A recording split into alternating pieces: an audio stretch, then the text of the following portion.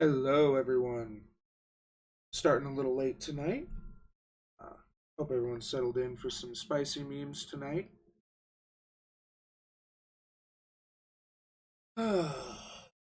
So we got one person in Twitch chat. Hi.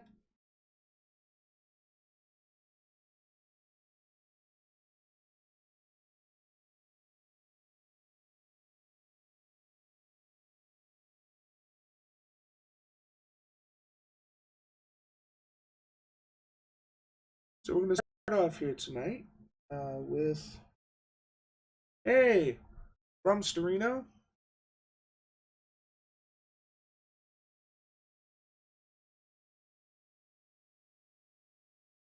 Start off a little lighter hearted here. Prager U. Asking the real questions here tonight. Are conservatives the real environmentalists? Or they're making a statement, excuse me. Conservatives are the real environmentalists. Let's just find out about that, shall we?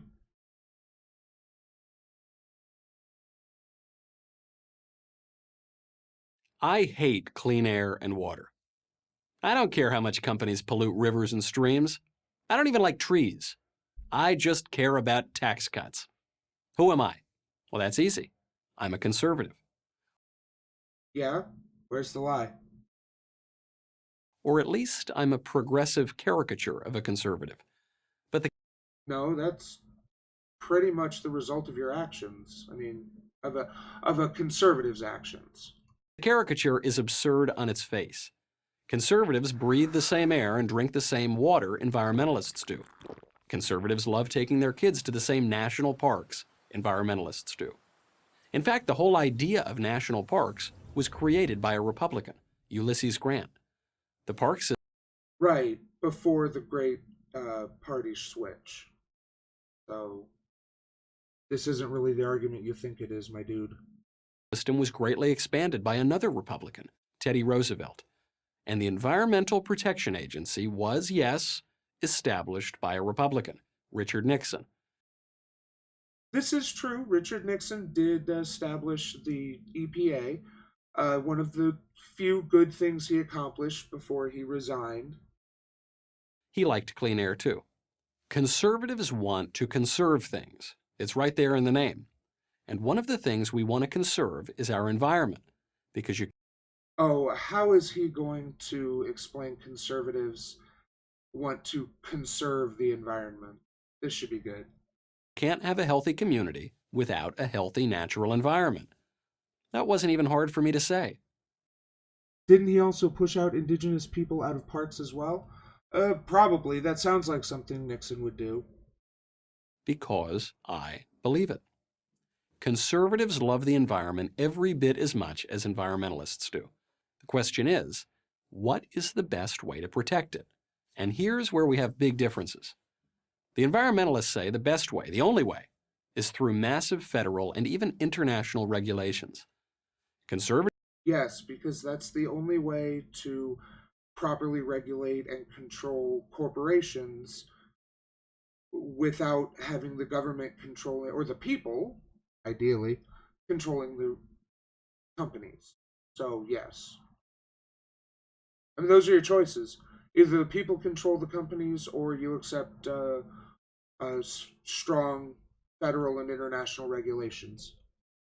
say the best way to protect the environment is by protecting property rights and encouraging innovation, safer, more efficient power, nuclear, geothermal, biomass, anything that generates energy at a price consumers want and can afford to pay. To the extent that government gets involved in conservation, say protecting wildlife, it should get involved at the most local level possible, since the farmer, forester, or fisherman in Oregon knows a lot more about his environment than some bureaucrat in Washington. Oh, so it's just a glorified states' rights. Hey, Ron, how's it going? Yeah, Prager U. I wanted some nice lighthearted content to ease into tonight.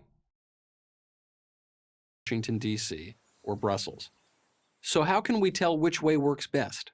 Let's examine the historical record. Today, and for the last century, the worst environmental offenders have been big, repressive, socialist governments. This was true. Big, yes. Repressive, yes. Socialist? Because he's obviously going to be referring to like the Soviet Union and China, which are not socialist. I'm doing good. Just living it up here in Iowa. Glad to see you're doing all right. In the last century, and it's true now. China, for example, pumps roughly twice as much carbon into the air each year as the United States, even though the U.S. economy is almost 60% larger than China's. And how do Yes, China is a much larger manufacturer, which is where a lot of that pollution comes from. And they're also less so now, but further behind on the industrialization scale. those international agreements fare at protecting the environment? Not too well, it turns out. When President Trump announced his intention to pull the U.S. out of the Paris Climate Accord, environmentalists warned of imminent disaster. Yet a year later, it turned out that the United States led the world in reducing carbon emissions. It did. Well, yes, partially because with us pulling out of the Paris Climate Accord, we put less pressure on other countries to reduce their emissions. So since we already had systems and things in place to reduce carbon emissions, expecting to agree to the Paris Climate Accord, we led a year later. But I don't think things are as rosy now. Did so without surrendering its national sovereignty. Moreover, Canada, the EU, and China, all signatories to the Paris Accord, not only failed to live up to their commitments, but increased their annual carbon emissions. The EU released an additional 40 million tons. They actually have citations now? Hold on, I want to check this out. I didn't know Prager U did citations anymore.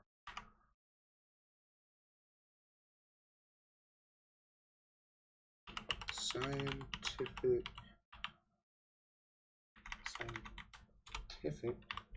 American.com/article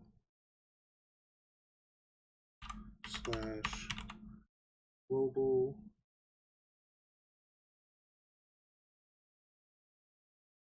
tons of carbon dioxide. Okay, those are dashes. Global emissions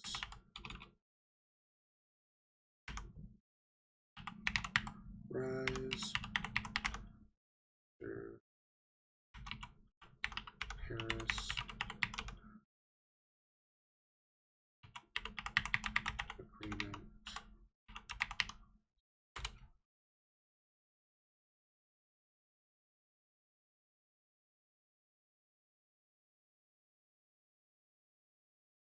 Interesting.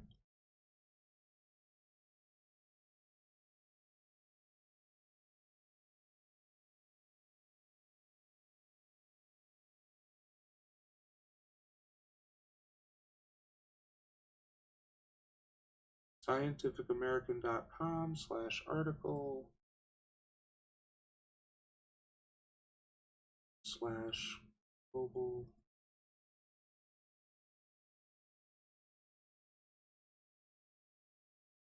Okay, so this is not really a that's bizarre.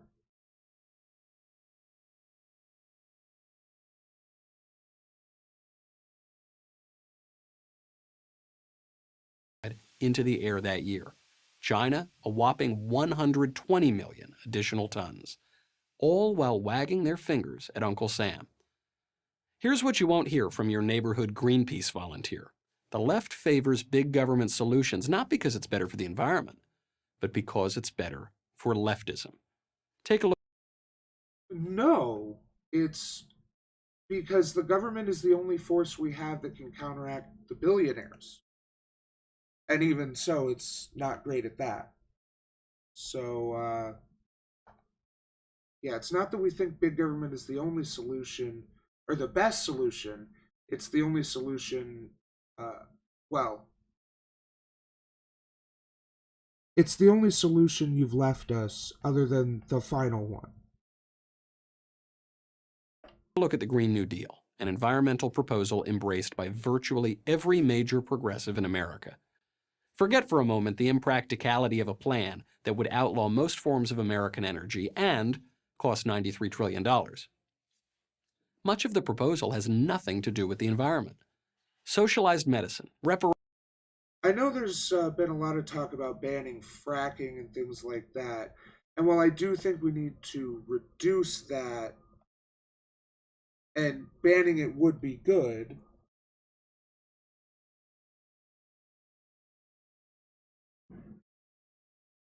so something I would say, and a point I would make about Prager U in general, is that their goal is to make the left look inferior to the right in every respect. Absolutely true. Yes. Uh, they in this particular example, they're making the left look like weak-willed people who want to give up their independence and sovereignty versus the rugged uh, conservative who just who wants to be in charge of his own destiny type thing. Very true. reparations for historical wrongs, and a jobs guarantee program are just a few of the items on its wish list. What do socialized medicine and reparations for slavery have to do with the environment? Well, nothing. But for supporters of the Green New Deal, that's okay. Except that the Green New Deal was not just an environmentalist deal. It was supposed to be a New Deal like the original New Deal was, which was a total overhaul of the economy and the way our system worked. That's why socialized medicine and stuff like that was included in it. It wasn't just about the environment, it's just climate change is, well, the most important thing we faced until COVID.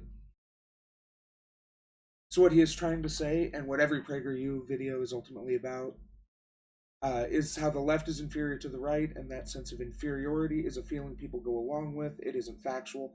Right. Yes.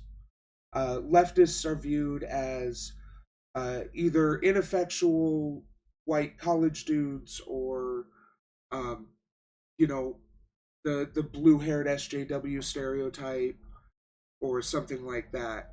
And so I mean, the typical contradiction of fascism. They are both simultaneously powerful enough to change everything you care about, and yet weak enough that they can just be ignored. Because their primary goal is increasing government power well beyond anything we've ever seen in America. They need this power, presumably, to save us from ourselves. In contrast, conservatives are all about Well, to save the workers from the companies, yes.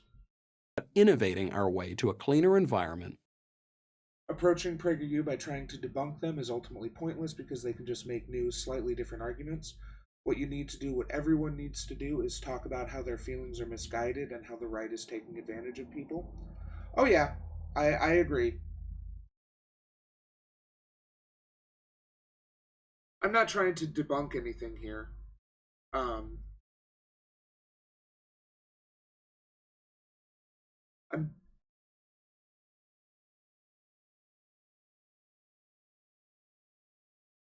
without depriving anyone of their freedom. Take, for example, that monster of all green monsters, horizontal drilling for oil and gas, also known as fracking. The left demonizes fracking, even though it because it's destroying. No, no, Ron. I appreciate the feedback. Thank you. I've only been doing this for like 2 weeks. I appreciate any kind of feedback I get to help improve my stream and videos. Speaking of which, youtube.com/popejupiter or whatever it is. I'm Pope Jupiter everywhere. So, excuse me.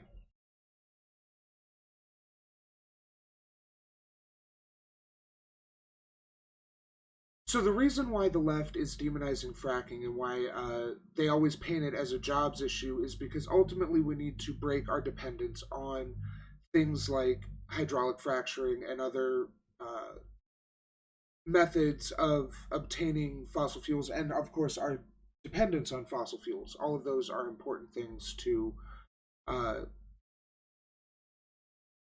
that we need to break our dependence on if we're going to beat climate change. So by making it seem like the left just wants to use the government to take over businesses and things like that, it ignores what we're actually trying to do, which is restructure our system so that we have a sustainable power grid and other systems that can survive uh, climate change.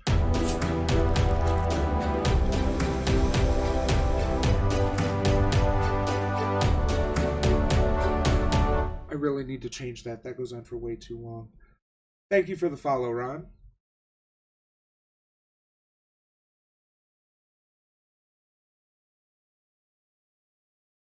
So so by phrasing it as a job issue, they can sidestep the environmental issue. Was it loud? I thought I had it turned down. Oh shit! No, I'm just gonna mute that because I don't like that. Sorry if that blew you out. My apologies. What actually makes the environment cleaner?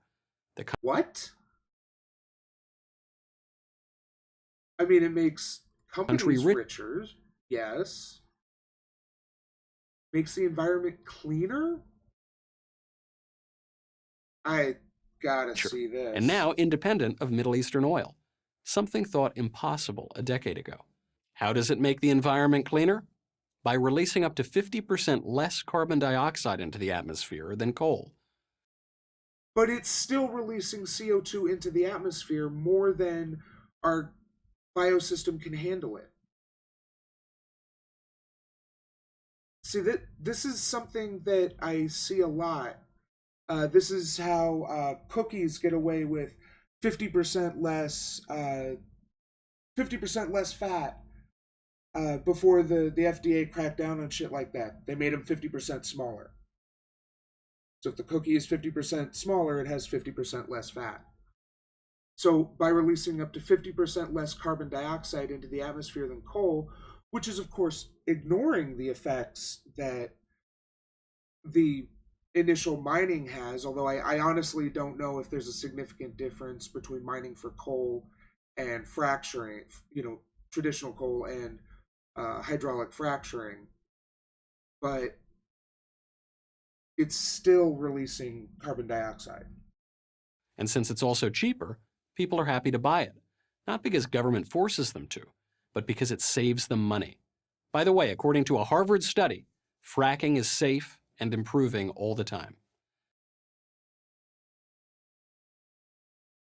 Yep, innovation. I'm not even going to bother checking the source. That produces abundant clean energy. Because, as Ron already pointed out, it's also worth noting that the runoff from fracking is significantly more damaging to the environment than coal mining, which causes more carbon to release into the atmosphere via death of plant and animal life. Yep, like I was saying, just because fracking releases 50% less coal when it's burned or whatever, doesn't mean there aren't other knock-on effects that already make it worse than coal. And that's, again, ignoring the fact that releasing CO2 into the atmosphere is already bad and is something that should be minimized as much as possible. Energy at a fair price without infringing on my freedom. That works for this conservative. You'd think it would work for anyone who cares about the environment and people. So let me repeat, I love clean air and water. And I don't own even a single share of Exxon. I'm Michael Knowles, host of The Michael Knowles Show for Prager University. Thank you. And perhaps more pertinently, it's more harmful to people. You've seen those videos of people lighting their water lines on fire, right? Yeah. I mean,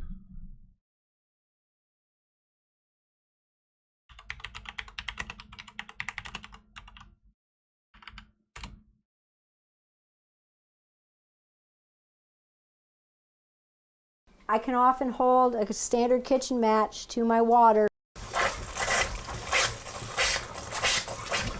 Just like that. There. Water isn't supposed to do that. That's what fracking does.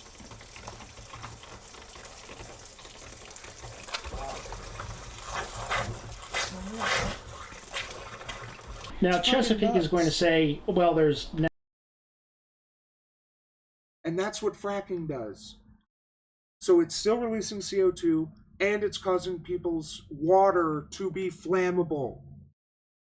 Like, the one thing you go to when fire is around is water. So no, conservatives are not the real environmentalists. They're whatever the opposite of an environmentalist is. I guess a corporatist.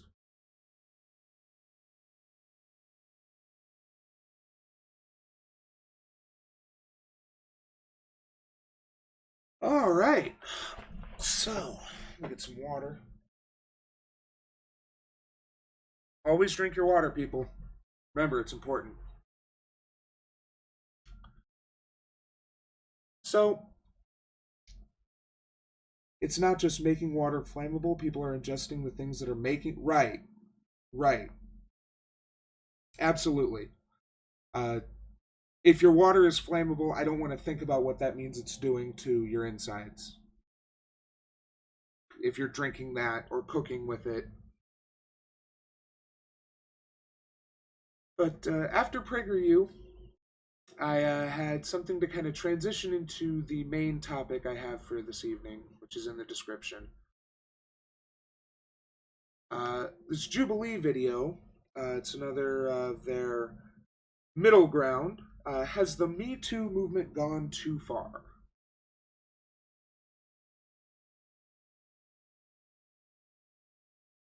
Jubilee is always interesting. They typically kind of stack the deck. But the Me Too movement, very relevant right now. Oh, tits on the virgin.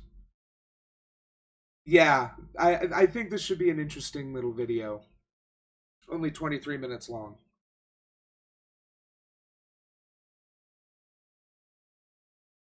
All she needs to say is, he sexually assaulted me, he did something, and then it's he said, she said, and I lose my job, I lose my income, I can no longer support my boys. That does not happen. It absolutely Queen! I already love her. happened. If you're on any kind of social media, I am sure you've seen the hashtag #MeToo. Women are using 2 words on social media to identify themselves as survivors of sexual harassment and assault. If I were to say Me Too, what's the first thing that comes to mind? Good intentions, bad ramifications. When I hear the term Me Too, I Oh, Christ, they got Blair White for this shit? Of course they did. think of some people that have been rightfully taken down. I also think of some people that have been wrongfully canceled. A lot of men are confused about what it really means, and they take it as sort of like an anti-men thing or like an attack on men, when it's really definitely not. I think that not enough people get the alternative perspective on issues like Me Too, which they seem to think is pretty radical, and I don't necessarily think we're that radical. I guess I'm hoping for understanding as to what anti-Me Too means. We have this moment where one of the biggest predators that was named in Me Too from the beginning will face trial. So I think it's inevitable that there will be another big... He did get, what, 34 years? So, I mean, it's not like he's facing, no... Like, he is getting punished, even if it's much too late, in my opinion. wave of energy around this.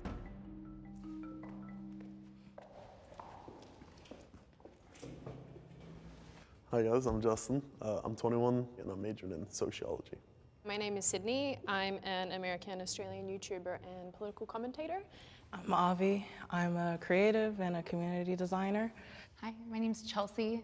I'm a community organizer and activist. Hi, my name is Dave Sussman. I am a co-host at America's Voice Live and America's Voice News, and I have a television show called Whiskey Politics. My name is Blair White. I'm a YouTuber. I also do a social and political commentary. So can I get my pro Me Too group? Okay, I I apologize, I kind of zoned out a little bit, but we've got a commentator, Blair White. They usually stack the deck. Let's see what we're looking at here. So, Justin, I don't need Blair White. Whiskey Politics. So, okay, and he was pro 377 followers. I mean, not talking shit, just not someone. Okay, so this is the other.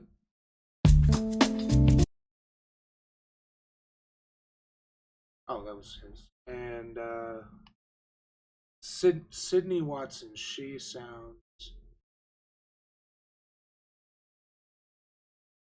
Yeah, I've heard of this. Yeah. These videos are really turning out to be... This is an Australian fascist. I've seen her on Jubilee before. So we've got Blair White, another YouTuber with 370,000 subscribers, and another content creator with about 8,000 subscribers. And then on the other side, we've got a 400 follower Instagrammer, which means he has a real job. And I say as a streamer. And 2 other people who don't even have links. So as far as media training goes, yeah, they've stacked it again. This should be fun. Yes, Ron, this is going to be painful. Group over here on the left and my anti back there on the right.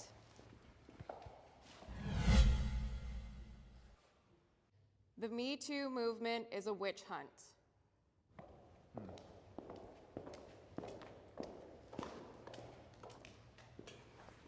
Yeah, I feel like every good intention in the world in the beginning, but I feel like it's spiraled a bit, and there's been some people that have been sort of wrongfully canceled, as we say.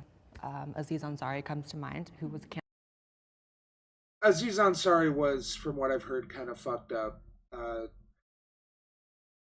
But I think that he's going to bounce back now that it's kind of time has passed. But yeah, Aziz Ansari was definitely wrongfully Me Too, so to speak.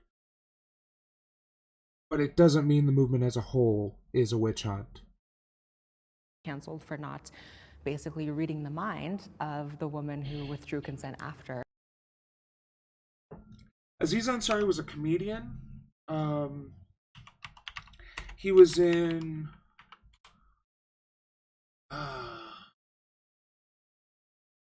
one of the network shows I never watched, Parks and Recreation, yeah.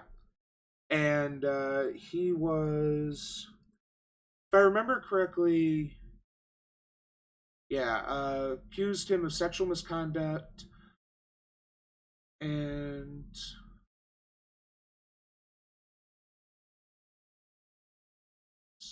let's pull up the article here, because I think what it was she regretted having sex with him, and so retroactively decided it was rape, but was like into it at the time, like even by her own admission. So she approached him because she recognized, yeah. And Aziz Ansari is a funny comedian. Watch some of his stand-up if you haven't. I mean, he was a stand-up before he went on Parks and Rec. But he is a funny comedian, which is why I think and hope that he's going to bounce back from this, because he's really funny. And if I weren't worried about getting copyrighted striked on YouTube, I would watch some of it. But yeah. We're not using her real name to protect her identity.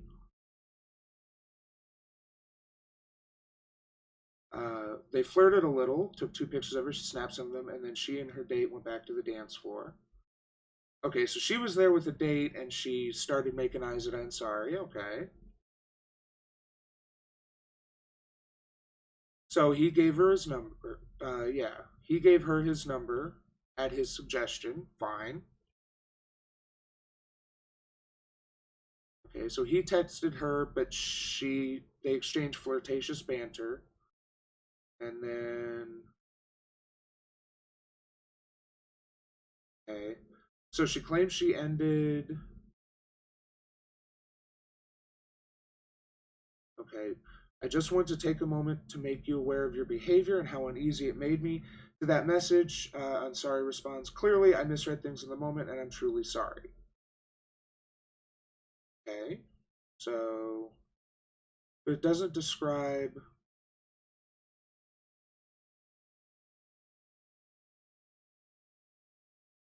Discuss NYU comment. Okay, eager for them to leave. I mean, okay.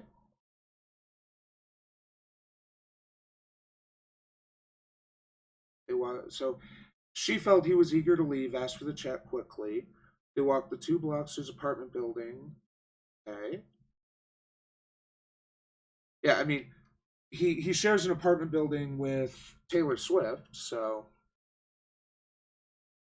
turn the compliment into an invitation.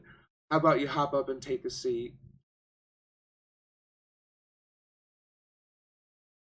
Okay, so things escalated quickly. Whoa, let's relax for a sec, let's chill. Briefly performed oral sex on her and asked her to do the same thing to him. Was pretty much touched and done with in 10 minutes of hooking up, except for actual sex. So it looks like they, you know,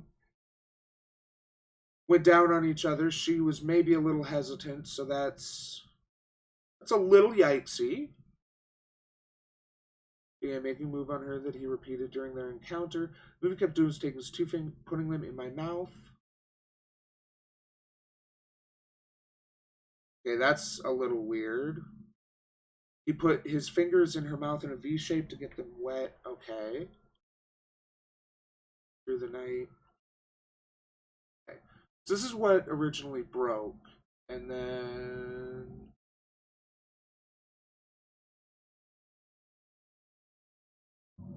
So I think this was actually what got people started talking about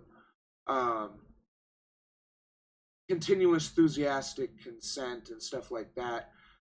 Because apparently he got vibes that everything was cool and he kept going, but she was uncomfortable and didn't know how to communicate that. And so he did something he wouldn't normally do because he misread the signs type thing.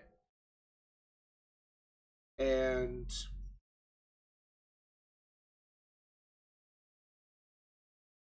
so this is a recap of the article we were just looking at. He ignored clear nonverbal cues. You kept going with advances. Because a lot of times people will communicate things with body language and think they're being clear, but they're not. And that's basically what happened here. So Aziz Ansari was accused of sexual misconduct because he did, but not in a deliberate way. It was, as stupid as it sounds, he accidentally molested her, was the situation. And that's why I remember when this kind of started happening, there was a lot of discussion about getting verbal, firm consent from your partner, especially if it's like a one-night stand type hookup. Because that way you don't run into that situation where someone is like, I didn't want to do that, but I did anyway because, my body was, I was trying to say with my body, but yeah. Having sex with him. I feel like people shouldn't be collateral damage, and rape accusations really destroy someone's life.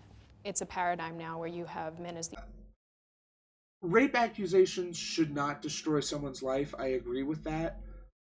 Credible rape accusations. But they should be taken more seriously. And at this point, with our system the way it is,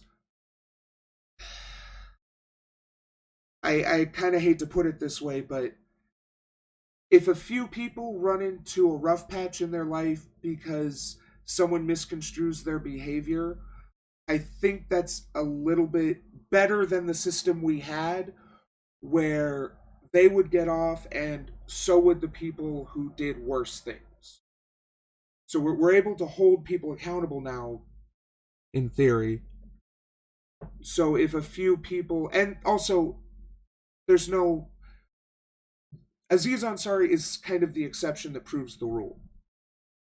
He's the exception that shows that there are things we can learn about our society, even if someone does make a mistake and get in a little bit of trouble, as what happened with Aziz Ansari. The universal perpetrator and women as a universal victim. That's for me what it's become. And I just think it's hugely problematic. And I mean, how can you vilify like half the population? Men are not even allowed to be a part of this dialogue. A lot of men are abused in corporations. So it isn't just about women, it is about the abuse of power. Can I have my disagreeers come join the conversation? Abuse of power almost overwhelmingly by men. Yes, there are men that are assaulted, and Terry Crews, God love him, Terry Crews did a lot of good by coming forward with his story to bring that male voice to it. But the problem with people like this is they don't want to actually bring male abuse victims' voices into it. They want to bring men into it so they can drown out the women. I have a big issue with the term witch hunt. It feels like a very convenient political term to sort of distance ourselves from what's really happening in the Me Too movement. So what would you term it as then?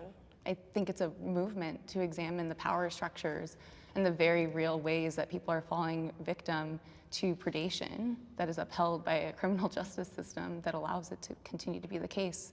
But I think that there is a similarity when you consider the fact that many people who support the hashtag and the movement, they really do set aside due process, which is really what happened to women during the actual witch hunts.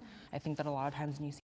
This is another thing a lot of conservatives do, where they conflate public opinion, the court of public opinion, with actual court and legal processes, because just because someone is canceled doesn't mean they're facing any actual punishment. Now, like Aziz Ansari lost work, and several other comedians like Louis C.K. and other people like that, they lost work, which is a punishment of... But Louis C.K. is coming back. Like, his punishment was temporary at best. But there's no due process in the court of public opinion. This is something they do to conflate the common argument they use against women, which is, well, why didn't she go to the police? There's a variety of reasons why they don't go to the police.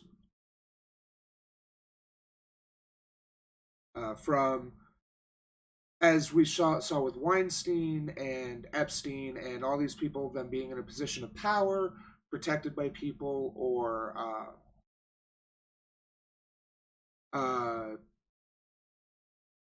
them just feeling like they deserved it or brought it on themselves, or other such issues that have been identified for the reasons why women don't come forward, even when it's not someone in a position of power that could ruin them before they would be punished. See hashtags like believe all women, believe women, and there's no nuance, and that just has to be the case.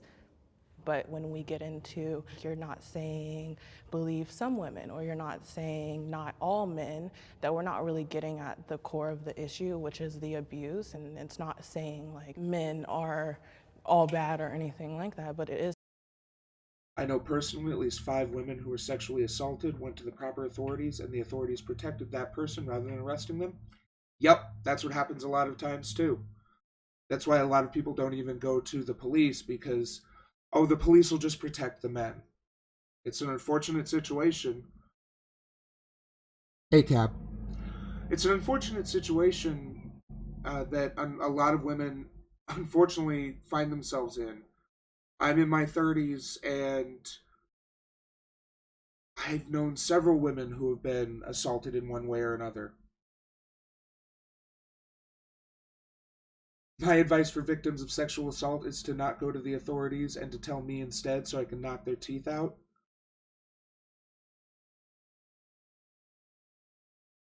I respect that, but cannot condone violence. Just saying that maybe we should examine the people who are in power, and since most of those people in power are men, then perhaps we should examine the dynamics and gender and everything like that. I think that there's definitely a space I knew I was going to like her. for discussing sexual assault, sexual harassment, and I think that's awesome to bring it to light. But I think that it's become pretty toxic as a general topic because I think it's become...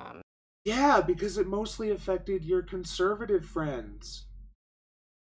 Like, the only liberals I can think of off the top of my head, politically speaking, were Al Franken and now Biden. something that's If you consider Biden a liberal. more about vilifying men than necessarily helping people. Our justice system does not handle assault cases appropriately and fairly. Our system does not. In what context, though? I mean, think about the entire process, right? From the time an incident happens till a moment where some form of justice is received. The onus is on the victim, the survivor, to navigate the entire... Yeah, true. True. That's true. It's true. system, right? So we're talking about having to share your truth, which is the darkest experience you may have ever been through. Police reporting, the evidence collection is an extremely excruciating process for people, and so often we don't even have the funds available to... Yeah, I can't imagine what it's like for a woman who has just been assaulted to then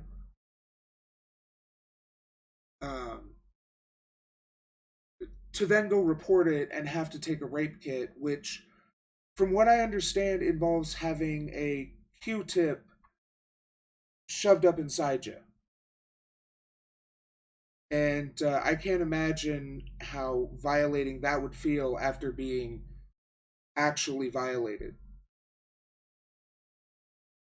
So that's another reason why a lot of abuse victims don't come forward, is because they don't want to be violated after having been violated. Do that. I know schools in Los Angeles weren't even able to do rape kit testing on campuses. And then you look at the facts and data, that so few people end up in jail, so few people even get their day in court. Absolutely, and I think too, I mean, again, how you said it puts the onus on the... Yeah, I've heard something like an estimated 5% of rape cases get processed, or get convicted. That's ludicrous. Victim already is you have to prove that something happened to you, and what's difficult about that is, again, a lot of these situations are happening with people in power. I mean, if two people are in a room together and there was like no witnesses or no anything, then it's already, I mean, you're already disbelieved because it's your word versus theirs. What about the thousands of men that are accused in corporations that we've never heard of before, that may not have the socioeconomic power to defend themselves, not only in court, but also in the court of public opinion, and maybe they were falsely accused? How do you prove a negative? How do you prove that something didn't happen when it's a he said, she said? Well, I think we're getting a little twisted, though. I thought the criminal justice system was innocent until proven guilty, which, yes, again, is it means... It's supposed to be. It's supposed to be. And it is, because it means that the burden of evidence is... So this is something that I just noticed in their argument. Essentially what he's saying is someone who doesn't have a lot of money and political power gets accused, ostensibly incorrectly, of sexual misconduct, and they get fired from their job. Now, depending on the job, that could be devastating to his career or completely or do nothing to his career.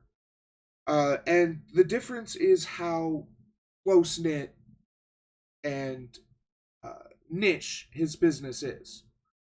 So if he works in finance he's just going to go to another firm. Like, if there's no legal repercussions, there's not going to be any, like, if the police aren't involved, there's not going to be any punishment for him. He loses his job at one firm and slides right into another one. Certainly, in some respects, there are jobs that they're tight enough communities that people will hear, oh, Steve got fired for one of his secretaries claims he raped her. And it's interesting to note that the reason the societal repercussions are so severe for even an accusation are at least in part because the legal repercussions are so lax. If the law handled sexual assault cases appropriately, then society wouldn't have to. I should make a video about that sometime. Yeah, I'm sure. Seems like you've got a little bit to say about it. I'd watch it. But yeah, that is true. There's definitely this feeling that if the police won't do anything, someone has to do something. So oftentimes it's just, you're not going to jail, but you're fired. Which, again, depending on the company and position. Because the important thing to remember is that officially, if business A fires you and you go to business B and business B calls business A, they can only officially tell you whether you can be hired or not, rehired by business A. And it's up to them if they want to admit that they had someone who was sexually assaulting underlings. Is on the person who is trying to say, alleged. So the Me Too movement in September of 2018 were standing outside of the Supreme Court, banging on the door, saying that the man is guilty and he should not be nominated as Supreme Court Justice. Based upon what? That the whole Fourth, Fifth, and Sixth Amendments were completely ignored on that. Those protesters standing outside the Supreme Court were not a court of law. So the amendments mean nothing. No due process whatsoever. So I would love to have Brett Kavanaugh have a day in court, and that hasn't happened, right? Because there was no proof provided. So there was nothing there. So then he's innocent. So what are you protecting? He's innocent then, right? But then why did... I love her too. Because why were they so scared of an investigation if there was no proof? Half of the population of the United States, mostly on the left, including their complicit media, make it sound like that this man was the devil incarnate. And they believed it, period. No nuance, no evidence needed. Believe all women. Exactly. Yes, that's what believe all women means. It means believe all women until we have evidence to the contrary or some other reason to disbelieve them. Like, they seem to think that women are these brilliant story spinners that if you believe them, then they're going to get away with it. But stories unravel. And if they're properly investigated, they will unravel. But we don't have the resources to properly investigate every situation. Which is why in this case, again, as I said earlier, I'd rather a few people face a few negative social repercussions than let people like Weinstein and Joe Biden, son of a bitch, go free than let Weinstein and Joe Biden go free because we don't believe women. Population of the United States, mostly on the left, including their complicit media, make it sound like that. Also, there's no media that is complicit with the left in America, at least mainstream media. There's a couple of online news outlets that are more left than liberal, but I hate this conflation of left and liberal. Actually, I learned here today, this is a fun thing.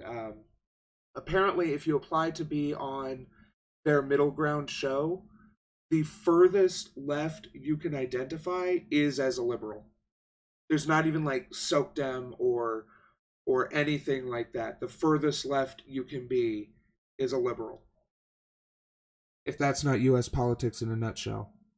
This man was the devil incarnate. And they believed it, period. No nuance, no evidence needed. Believe all women. Exactly. Here's what I'm hearing is, oh, well, it ruins lives. And he is on the Supreme Court currently.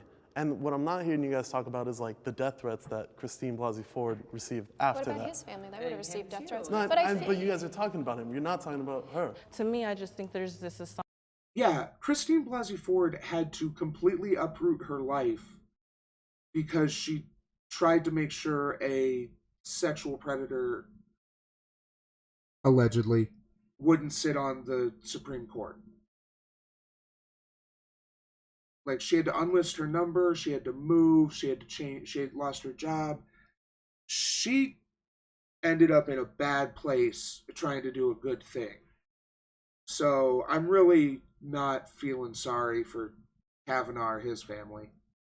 Assumption that, oh, you can't disprove a negative, but really it's easier to say that this woman is coming forward or this man is coming forward because they want to get ahead in their career than it is to say that this person who we've trusted in our company, this person who we've trusted in this industry has been abusing that power for years. How is it that all of these women are all of a sudden just coming forward? Maybe they're coming forward now because there is a space, and maybe because of the nature of trauma, they are just now. Yes, when people start seeing powerful people being held accountable for their actions, more people come forward with examples of their actions. This is why whenever someone, even before the whole Me Too movement started, there would always be situations where someone would come forward with credible accusations against a person. This is how Cosby went down. Someone came forward with proof or they were credible enough that they were taken forward and then taken seriously, and then a bunch more people came forward once they saw that it was being taken seriously. So yes, now that we've seen powerful people punished for their actions, more people are going to come forward about powerful people. Hashtag IBelieveTara. Really kind of like addressing what had happened to them. I'm a rape victim. I was raped at 18. I understand that you don't really come to terms with that sometimes until like a while later. Like I wasn't able to like really be like, say the words I was raped until I was probably 23, 24, which is like 5 years after. The harsh reality is if you don't seek justice immediately, you don't get a rape kit, and you come forward 20 years later, there's not really gonna be much of a case for you. So I think what's really important is that yes, like. Which is why we have to believe women. How would you feel, Blair, if at 23, 24, you finally had the guts to come forward and face your accuser, or face your rapist, and accuse them appropriately, and no one believed you? Maybe she tried that. Who knows? But that's the point. Supporting people who come forward with accusations, but also teaching people of any gender that when something like that happens to you, you have to immediately seek help. To me, it's like revolutionary in the sense of giving power and voice to people who are kind of told to be silent because it's more comfortable for society and for predators who may. Yes. I love her. She's speaking truth.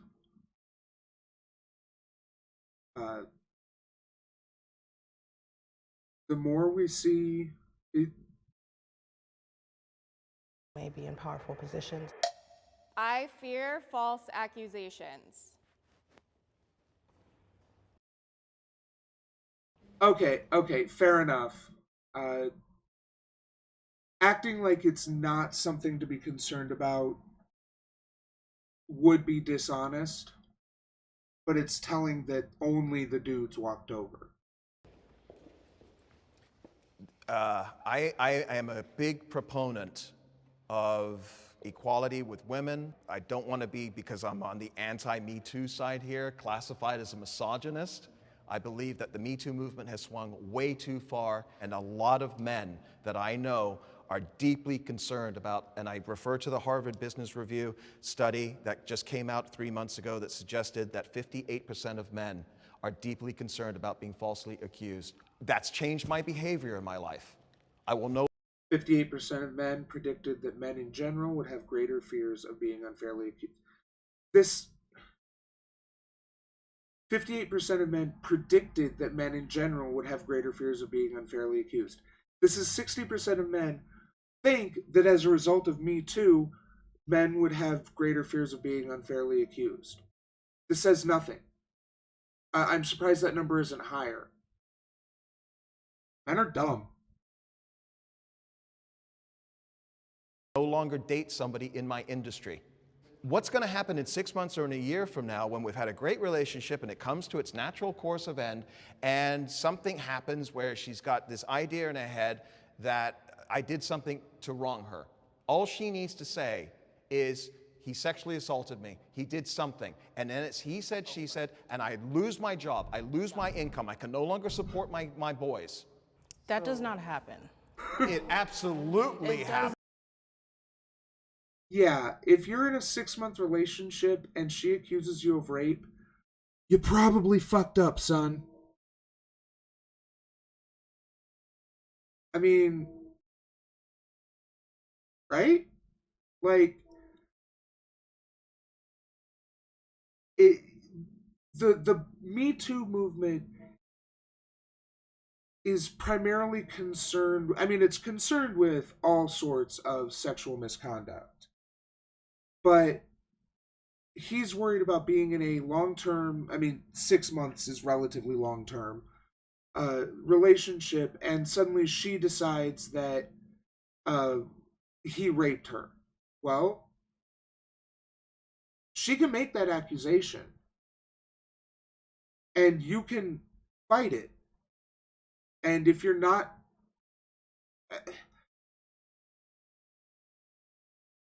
It's worth noting the most sexual assault... This is true. Most sexual assault victims are victimized by people they know. This is true. But, again, this doesn't happen. So they're worried about nothing.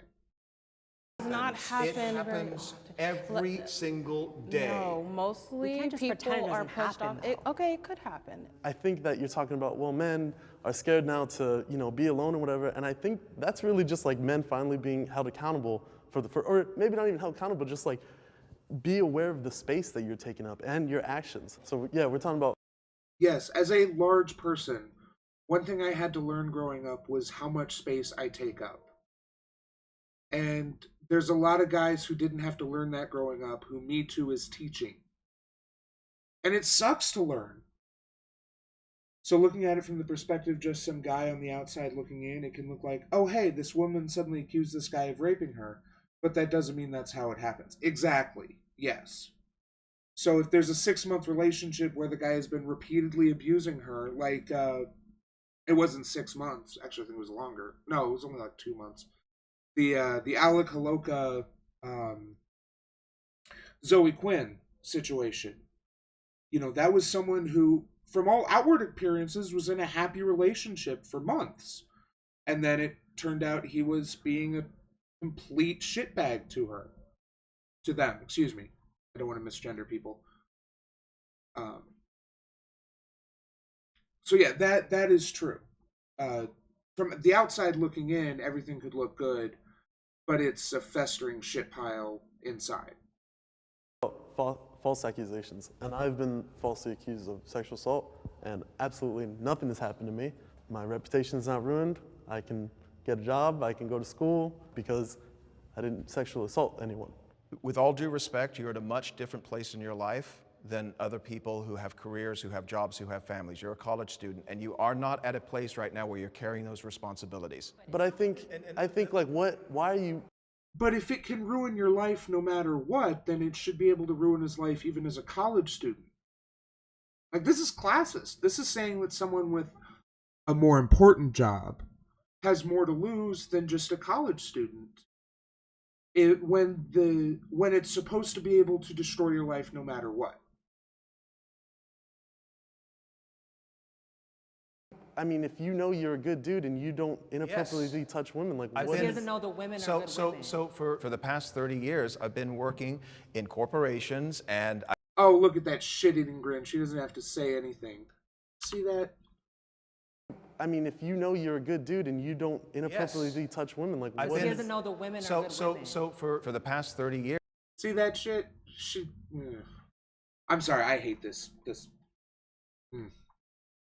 I've been working in corporations, and I've worked with a lot of phenomenal, incredible, dynamic, powerful women.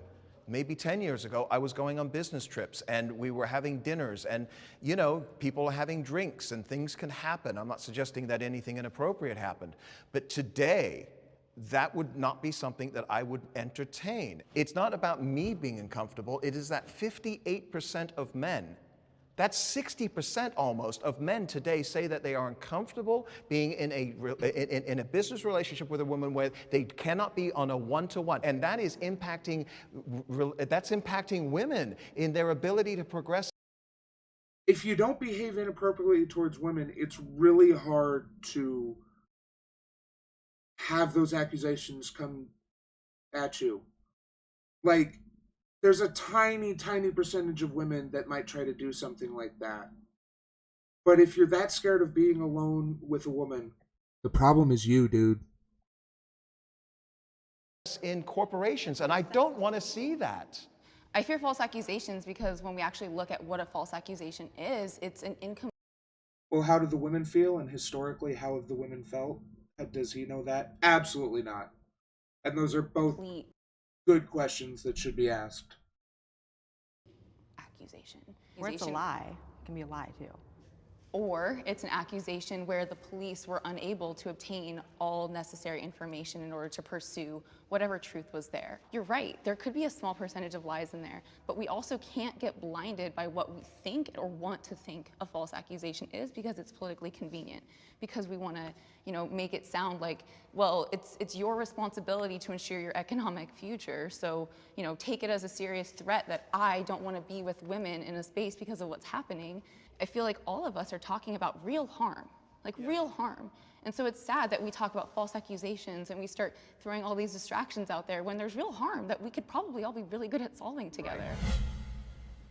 I think that the Me Too movement is an extremely important subject. It's changed our politics, it's changed our business, and unfortunately it's changing our culture, impacting younger men. The idea of having confidence to go and talk to a young woman that you find attractive, that builds confidence in men. And if they don't get that confidence from that, they're not finding it elsewhere, and we're starting to see men turn inward. They're playing video games more, they're going to porn more, they're not getting off the couch, and that's going to impact them later in life. The lines between harassment, assault, and rape are being blurred.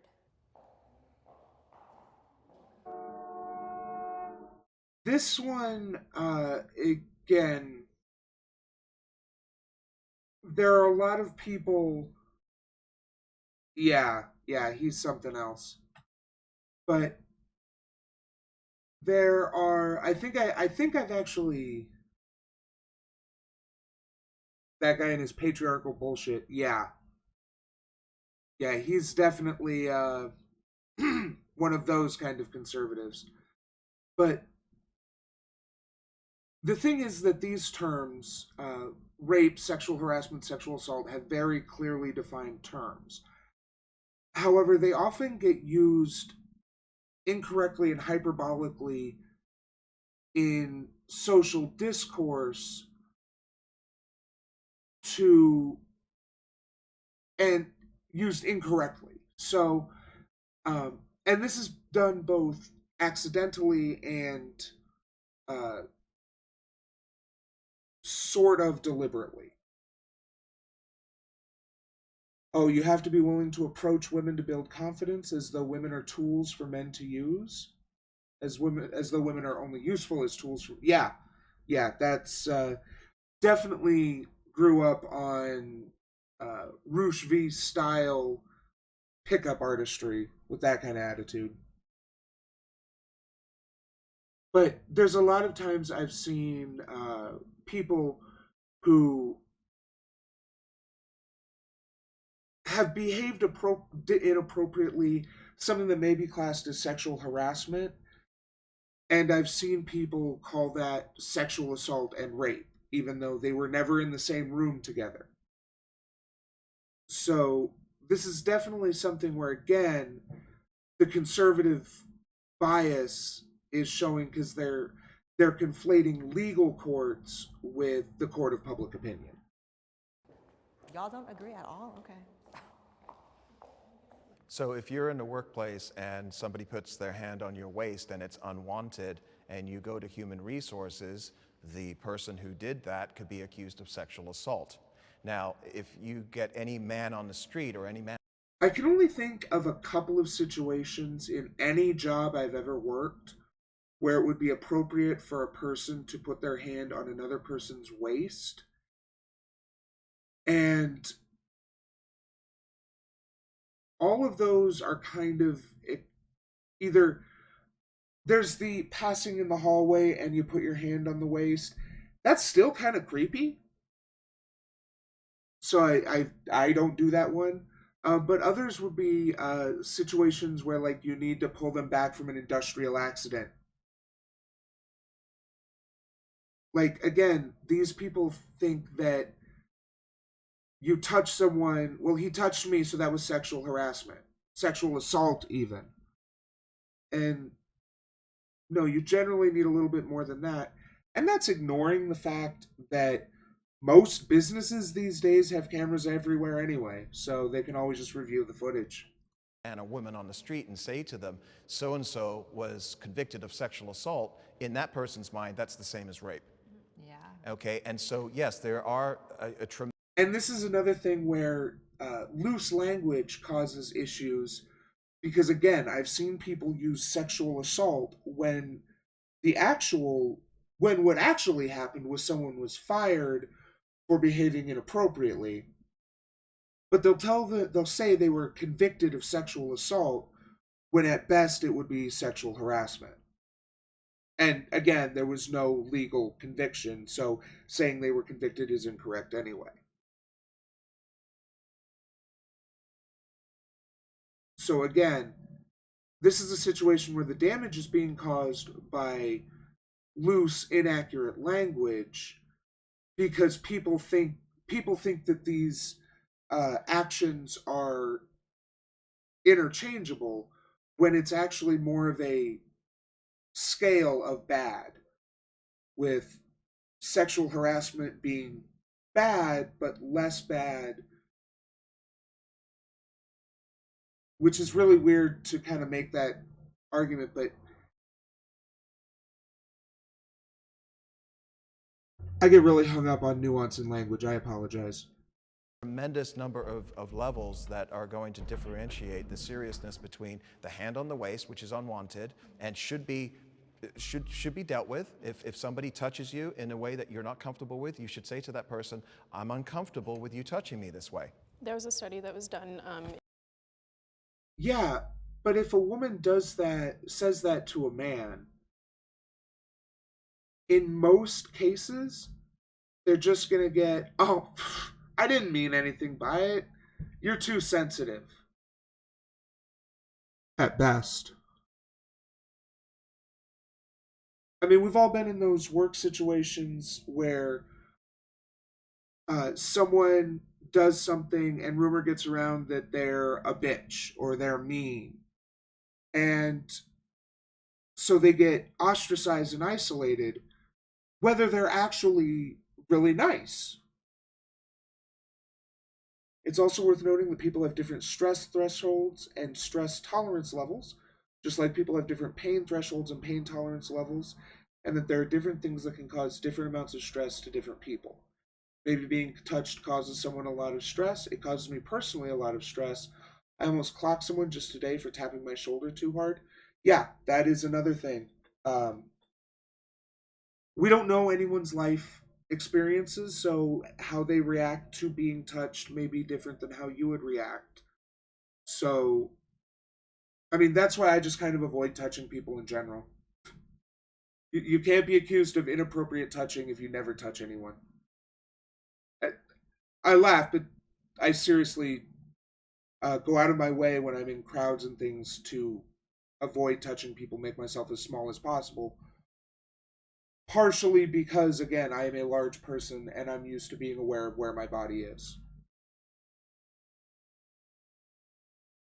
In Australia on college campuses that basically tried to measure how many women have experienced, or well, it had a very small fraction of men in that too, but it was predominantly women, how many have experienced sexual assault and things like that on campus. And the number came back and it was very high. But what they'd included in that was like leering, like someone leering at you. And so Okay, I have actually, I don't know if I watched someone else take down this video. I remember this. We'll look at the studies here. And what it is that one of the studies includes a, let's see, one of the studies includes a description of unwanted sexual contact, which includes non-physical contact, which could be leering, but the specific thing was it made, let me,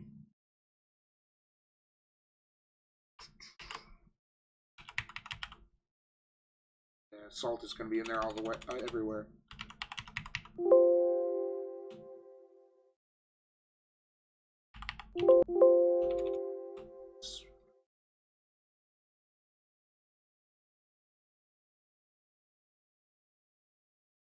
Definitions of rape and sexual assault. The NCVS, NISVS, and CSA target different types of events. The NCVS definition is shaped from a criminal justice perspective and includes threatened, attempted, and completed rape and sexual assault against male and females. The NISVS uses a broader definition of sexual violence, which specifically mentions incidences in which the victim was unable to provide consent due to drug or alcohol use, forced to penetrate another's person, or coerced to engage in sexual contact, unwanted sexual contact, including forcible kissing, fondling, or grabbing, and non-contact, unwanted sexual experiences that do not involve physical contact. Okay, so this is the National Research Council estimating the incident of rape and sexual assault. So we'll go to that link.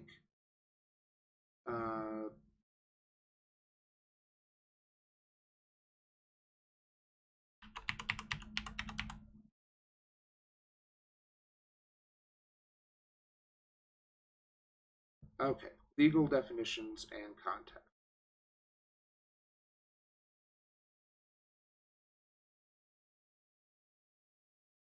So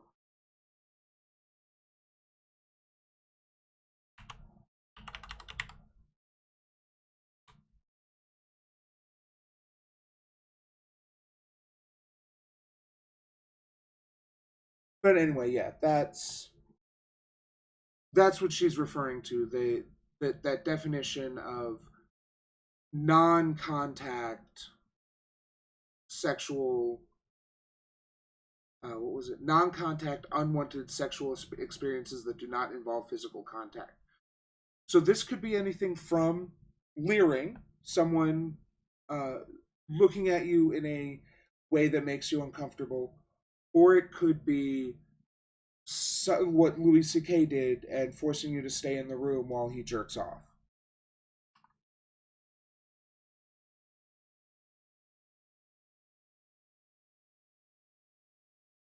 I think that part of the problem is that none of this is cool. Like, none of it's okay, none of it is acceptable. But I think what's happening is that we're conflating these things that are not on the same page. Right. And all it does is inflate the numbers and makes things look much worse than they actually are, and it doesn't reflect the reality of how things actually are.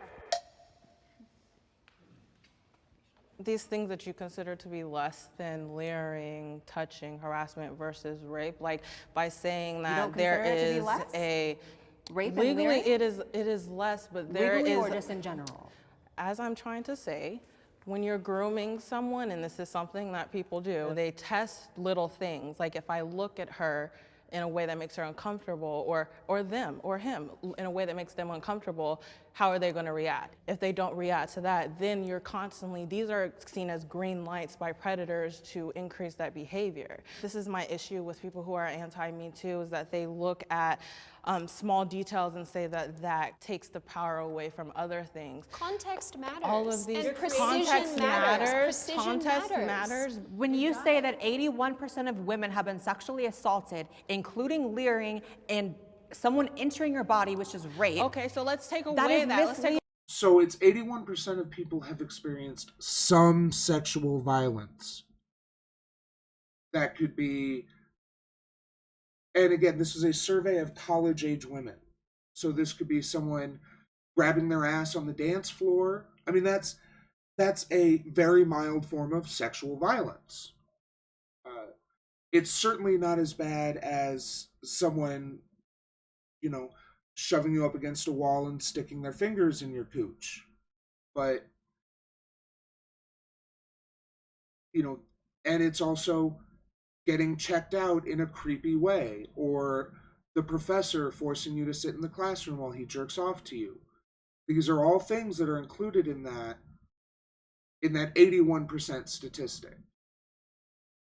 And these people want to downplay how much, well, not her, she's cool.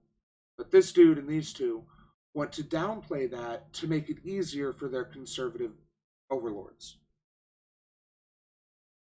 Again, speaking from experience here, that sounds 100% right to me.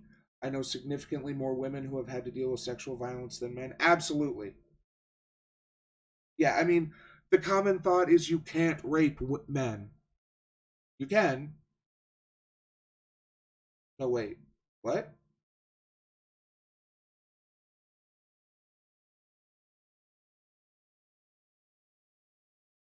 I know significantly more women who have had to deal with sexual violence than have not had to deal with it. Right.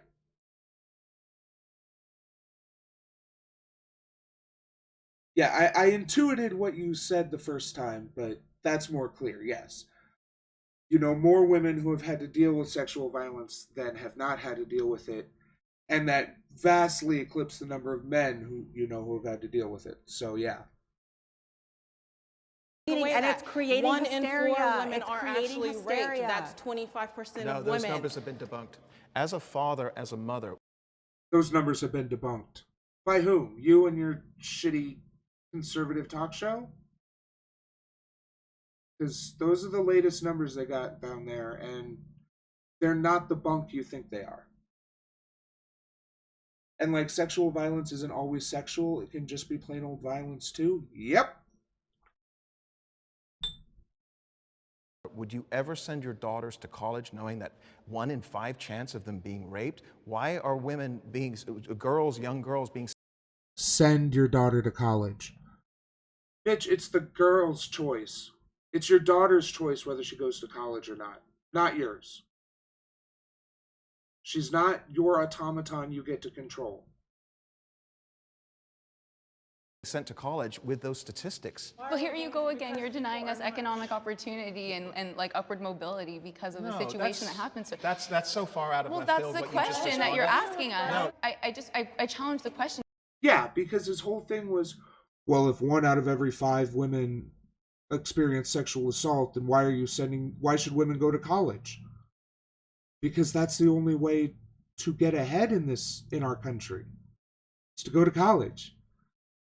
I mean, this guy obviously wants all women barefoot and pregnant at home, but, you know, that's not what actual feminists and other people who want what's best for society want.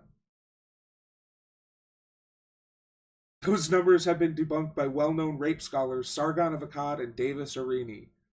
True! Yes. Yeah, Davis Arini, I haven't heard that name in a long time. Because it comes from a place of denying women upward mobility based on a situation that we can't control. I think when you look historically, we've had such... No, I don't want to deny you upward mobility. I just want to make it more difficult for you to go to college and get better paying jobs. limited ways of talking about unwanted and unwelcomed behavior that happens to us.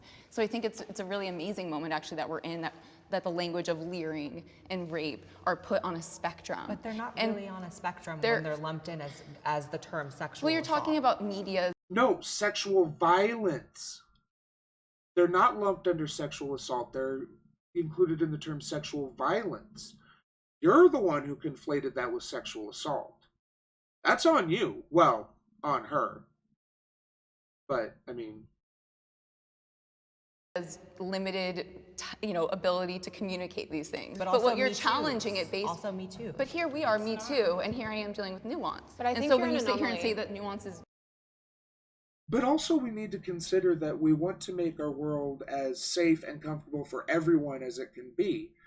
So if 81% of women have felt significantly uncomfortable in a situation that they would call it sexual violence, because remember, it's a survey, so they get to decide. It's not like someone described their actions, described an event, and then the survey taker was like, well, that's sexual violence, but that isn't. No, they would have been asked, have you experienced any sexual violence? And then defined that as part of the survey. So 81% of women felt that they had been in that situation. That's not a good thing. I think we should try to make our world one where that's not the case. Where 81% of women don't feel, where the number of women who have felt uncomfortable in the presence of other people like that for reasons other than their own insecurities and shyness is way too high. Like, yeah. It's not here, it's not a part of the conversation, you're erasing me. I think you're actually an anomaly in a lot of this, because when you talk to a lot of people about this topic, you get this very overarching, one way is the highway perspective. When you have these figureheads... Yes, I'm sure if you talk to you and your conservative dipshit friends, that they do have an overarching, very negative view of Me Too. That are saying 81% of the population that is a woman is, going to be sexually assaulted in her lifetime, and not breaking down what that means. That's huge. And then you have young people who are being influenced by that. So no, it's like intellectually dishonest to run with something like that. And the worst She just looks completely fed up and done with this whole situation. worst part is, sorry Blair, all we ever talk about is women. I am so sick of hearing about women. I hate the fact that, women they experience this, but how about we talk about what men go through for a hot second? Because I will tell you now, it will probably be in the same frequency. Men are... You know what? I'm sick of hearing about men. Okay? I am sick of hearing about the problems of men. I said it. I mean, what do you want? Like, this is a problem that overwhelmingly affects women. If we want to correct it, we have to acknowledge that and consider that in how we react to it.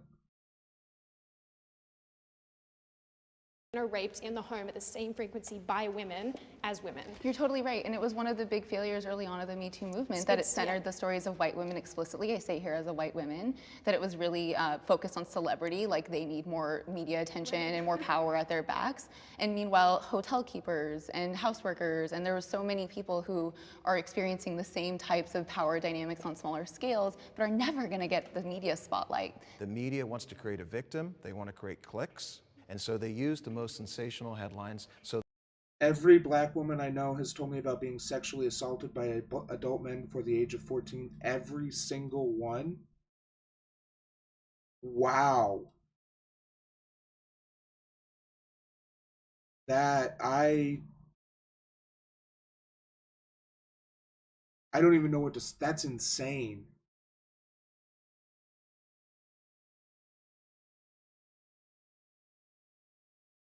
So that they get those clicks. Context does matter.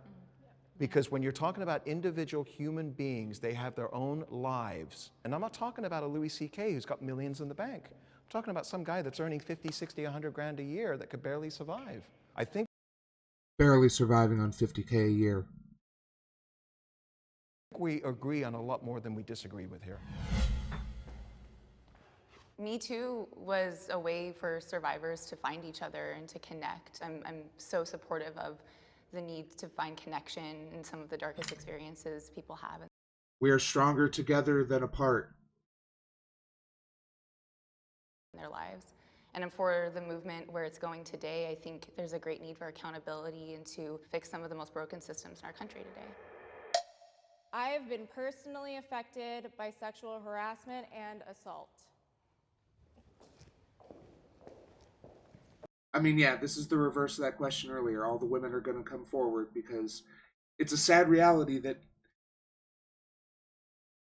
I'm reminded of a line from Penn and Teller's Bullshit from like 15, 20 years ago.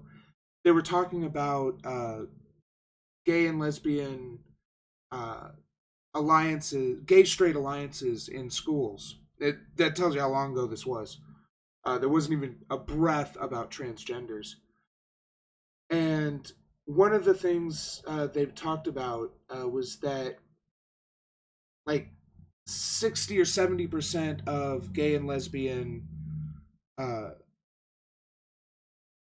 kids in high school had felt bullied. And Penn Jillette said something that really resonated with me at the time and still kind of sticks with me.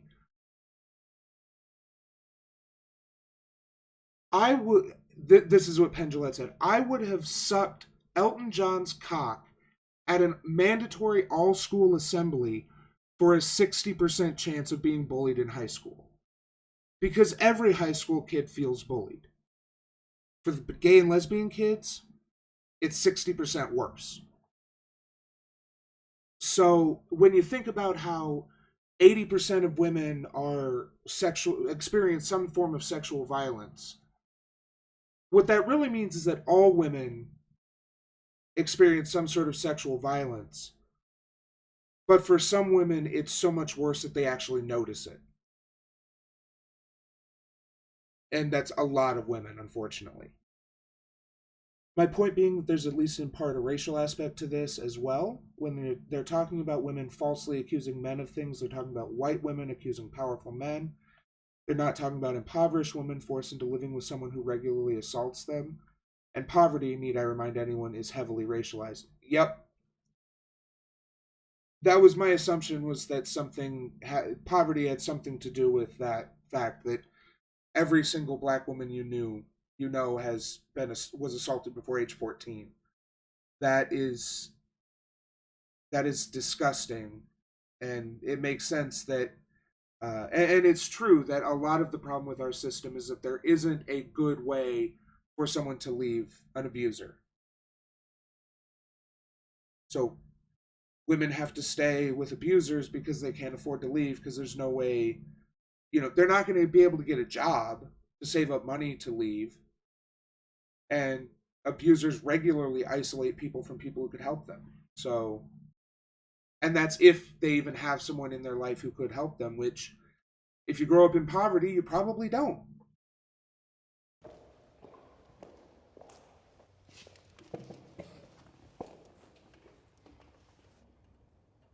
Yeah, I myself in college, my freshman year, I was raped about 2 months into college, actually.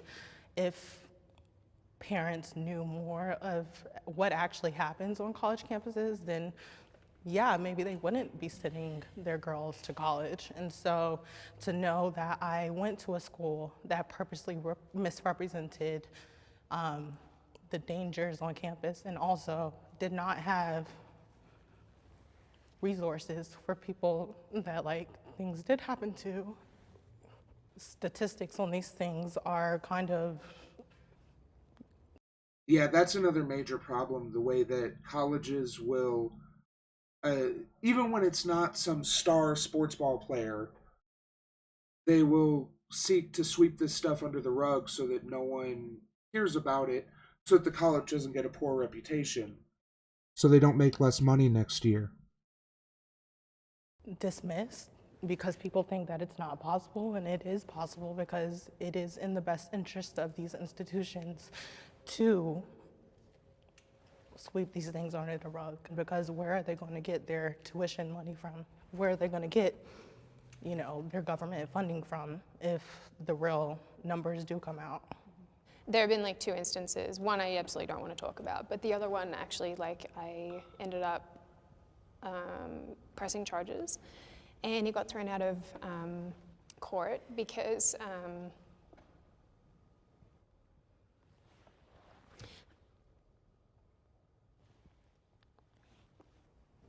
yeah, I mean, it's really funny because I'm over here like, I don't think things are on the same level, but things impact you in like bizarre ways. But yeah, like because the perpetrator wasn't white, and because he was like, I'm, you know, part of like a certain religion, and the police were basically just like, we can't because of cultural differences, which I don't feel like is such a great reason for like throwing something. So what she's saying is that someone of a particular a particular religious background, Muslim, assaulted her, and the police said they couldn't do anything about this. Did you know that socialism has really not failed without the government being corrupt or the leader being corrupt? Correct. Yes. The corruption of leaders is what generally leads to issues in ostensibly socialist countries. Again, that's assuming that they actually create a socialist place in the first place. But yeah, so she's claiming that Australian police will not prosecute Muslims for rape, which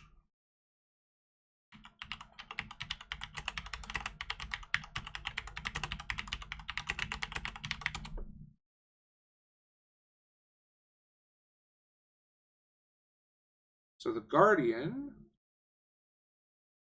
Australia must step in and prosecute war crimes. Okay, that's not. A stacked on sexual violence in armed conflict. Islam in Australia. Let's see. Is there anything in here about radical Islam, promotion, women's rights? Gender inequality in Islam has often been the focal point of criticism in Australia, through comparisons of the situation to the situation of women in Islamic nations. Muslim women can face hurdles both from within the Muslim community and from the wider community. Following the successful appeal to the Victorian Civil Administrative Tribunal by a Muslim lady who believes it is a sin to be without a niqab, the policy of... Okay.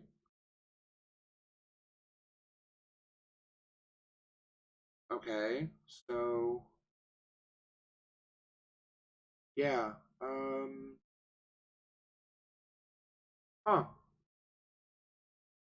This is all about the differences in Muslim culture from Australian law, but nothing here about women not being, about white women being assaulted by Muslims not being able to, get legal satisfaction. So, yeah. So that was one of the weirdest, hardest, most, I guess, insulting experiences to go through. But it's funny because as we're talking about all of this, the thing that keeps coming up for me is one of my best guy friends. We've been friends for nearly a decade. I don't know how it came up, but he goes, oh yeah, no, I was sexually assaulted. And I was like, what? And he just brushed it off like it was nothing. And he said, like, it doesn't matter. He's like, it's fine. This just made me think of him the entire time and how under ordinary circumstances he just would be dismissed. I think what was said was really interesting about how trauma like affects you in different ways. Like I was raped like pretty brutally when I was 18, and I like convinced myself right after that it was somehow my fault because it was on a date with this guy who was quite a bit older. I think he was like 30. And I guess when I was getting passionate earlier about like things like leering, getting conflated with rape, it's because almost insulting, or it is insulting, to act like they're the same thing. Not that I think you guys do at all. But yeah, that's me. I was very deeply like triggered, I hate that word, but like brought back that memory, being touched on my back in a way, because that was like how I was held in the moment something happened to me, and it was really hard for me to like accept hugs and like all the like positive touch I needed after that happened, because it instead like was taken from me as a positive thing and turned into a negative, and it was like it just sits with you. It's whether it's dormant or active and present, it's with you. First of all, thank you for sharing your stories, ladies. It certainly impacted me. The reason I didn't step forward is because what I thought that happened to me was not sexual assault or rape. Because at the time I thought I enjoyed it, and I warranted it in my mind. So I look back and It's funny that he's willing to give all this charitability to himself about his experience, but of course, none of that for women. I don't look at that as an assault. On paper, probably, it most certainly is. Anybody that abuses their power should be held accountable. So conversations like this, I think, are really good. They're productive, they're important. Thank you, ladies, for sharing your stories, and hopefully we all gain a lot out of this. I think that violence and harassment and sexual assault against women is happening at disproportionate levels. We're not saying men, it doesn't happen to men, or it can't happen to men, or it's not important when it happens to men and we shouldn't hear men's voices. Me Too is for us as well. Like, we benefit from it just as much as you guys do. But I think we probably agree with a lot more with each other than things we disagree. I don't know if that's so true, but yeah. So I think we proved that the Me Too movement has not gone too far. In fact, I don't think it has gone too far enough. It's been overall a good thing, and I mean, even if certain people are taking it out of their bios, well, mostly out of their bios,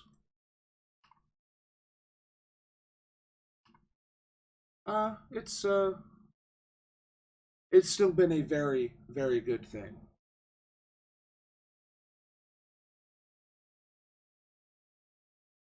Okay, so I am going to use the bathroom real quick, and then we are going to move on to the last thing I have planned for tonight. I believe Tara. So don't go nowhere. I'll be right back.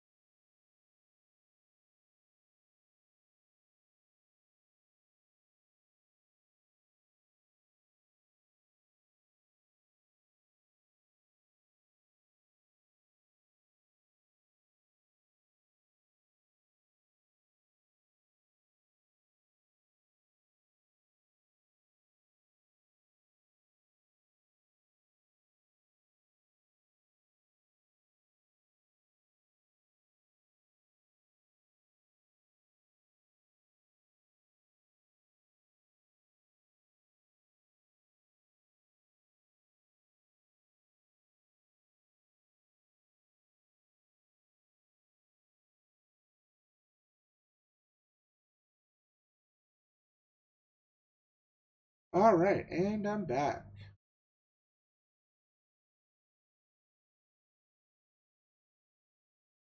So now we're going to move on to the Tara Reid situation.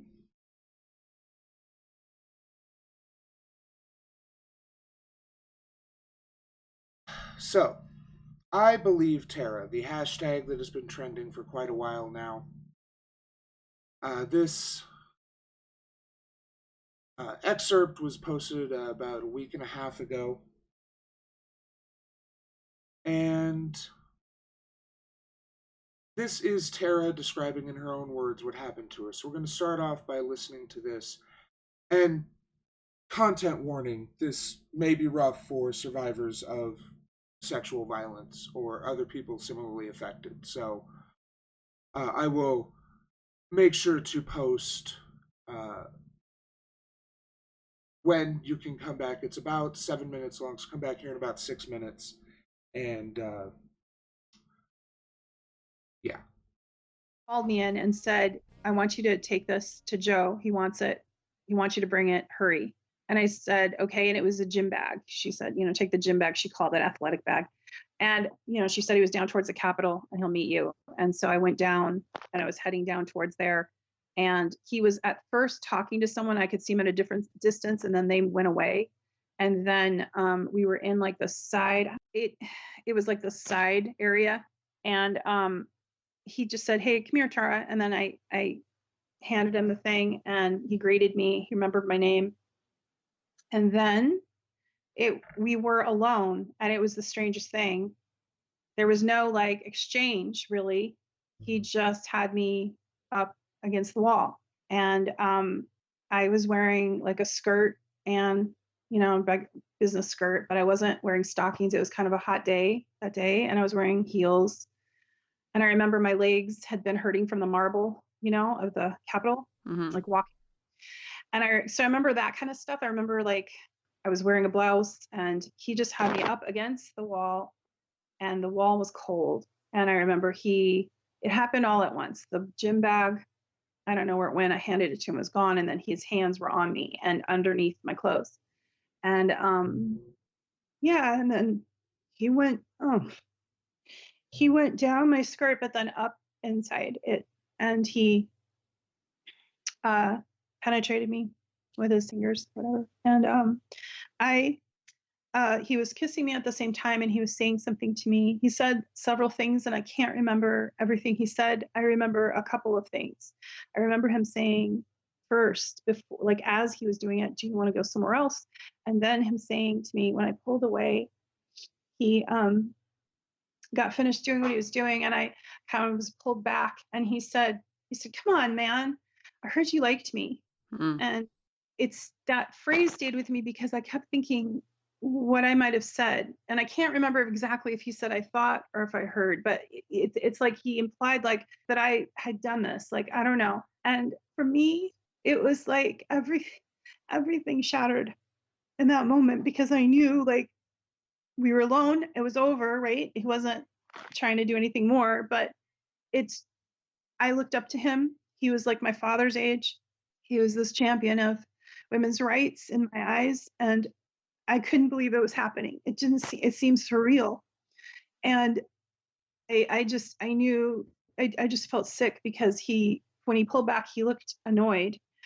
And he said something else to me that I don't want to say. And then he said, I must have looked shocked, and he grabbed me by the shoulders. I don't know how I looked, but I must have looked something, because he grabbed me by the shoulders and he said, you're okay, you're fine, you're okay, you're fine. And then he walked away and he went on with his day. And what I remember next is being in the Russell building, like where the big windows are, and the stairs by myself. And my body, I was shaking everywhere and it was cold all of a sudden. And I don't know, I felt like I was shaking just everywhere. And I was trying to grasp what had just happened and what I should do or what I should say. But I knew it was bad because he was so angry. Like when he left, like I could feel, how when someone's angry, they don't necessarily have to say anything. Like he smiles when he's angry, and you can just feel it emanating from him. Like, do you want to share that thing that you said you don't like? You said like I don't want to say what he said, that thing he said to you? Yeah, I guess I could. I mean, you don't have to. It's okay. It's just, it's almost like giving a weapon to them. How so? Well, it's like, I don't want them to know how much it hurt. I don't, you know, and I don't want him to know when I don't know, but That yeah. like that you remembered it? Yeah, just the, I don't know. But yeah, I can say it. Yeah, there was something he said that I didn't want to say, and I didn't want to say it because it's the thing that stays in my head over and over, and it's a thing that kind of stayed with me over the years. But he said, when he had me against the wall after I pulled away, and he had said, "Hey, you know, come on, I heard you liked me," and I knew he was angry right after he took his finger. He just like pointed at me and he said, "You're nothing to me." And then he just looked at me and he goes, "You're nothing, nothing." And then I must have reacted. And I think he only said it twice. I said, but I just heard the word nothing. And I must have reacted because that's when he took me by the shoulders and he said, "You know, you're okay, you're fine, you're okay." But then afterwards, like, it kept replaying in my head. And like last April, when all that stuff came out, I got really, really sad about it. And the thing that I remember most, almost more than the assault itself, was just being told I was nothing. And he was right. That's how people treated me. That's how office treated me. And I have no platform. I am no one. And to him, I'm nothing. So yeah. So if people want to know why women don't come forward, that's a good example of why. Stand by for the... Oh boy, that was rough.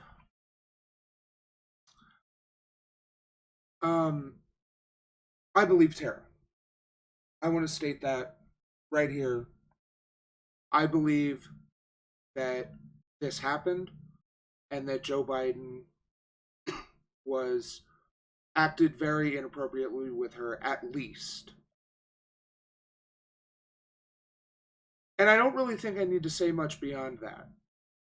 If you can listen to this and believe that she's some sort of cold, heartless person, then you do not have as much interaction with people as you think you do. Let's put it that way. So I wanted to talk about some of the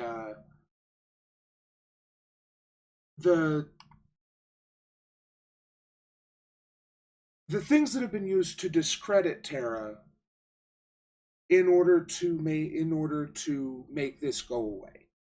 And the big one is that depending on who you talk to, either she's weirdly obsessed with Russia or she's just a Russian bot. Or Russian agent, I should say. And this goes back to a number of articles and blog posts she wrote over a couple-year period, and some statements she's made in the last 10 years.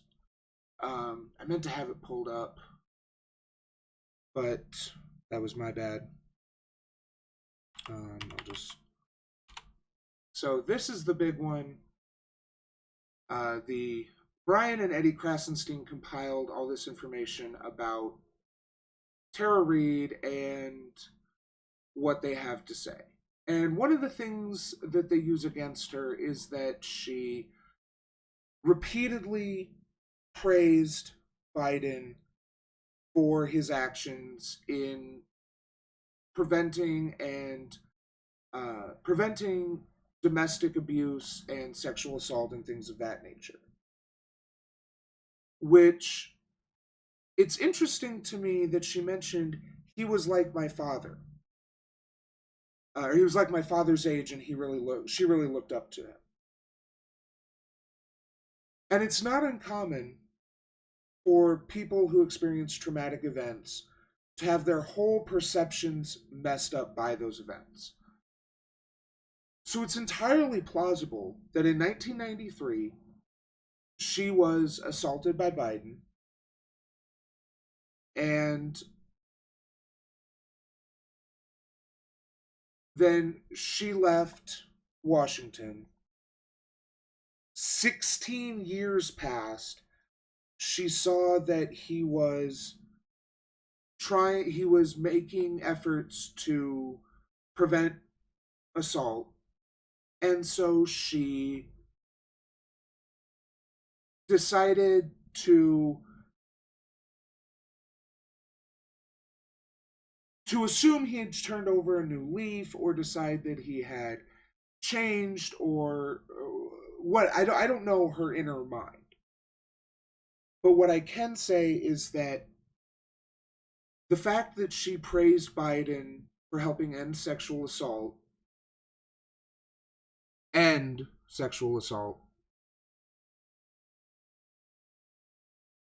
is not inconsistent with her having been assaulted. Perhaps she assumed that he had realized the error of his actions and was working to fix them.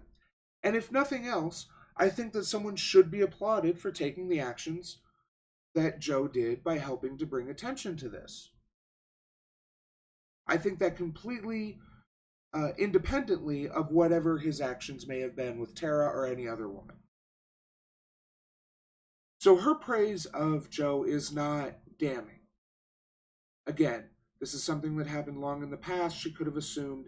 And then when other women started coming forward in March of last year,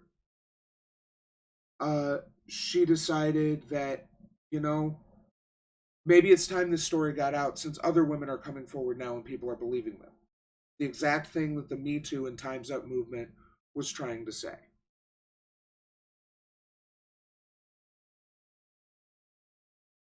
And there's discussion about her story not being consistent, which this is not her story about the assault. Let's be clear. The story that's not consistent is things like how she came to Washington, why she left, and things like that. All of which I consider irrelevant, because whether she came to Washington in her Nissan or she arrived on a plane, she started life as an artist. She's trained in theater and creative writing and things like that. And we'll get to creative writing a little bit in a little bit.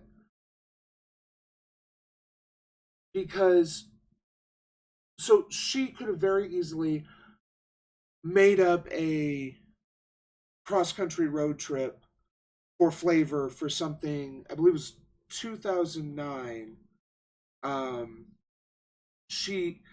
So in one instance, she claimed she came to Washington after a cross-country road trip. In another one, she claimed she arrived in a plane. It doesn't really matter. The point is she came to Washington.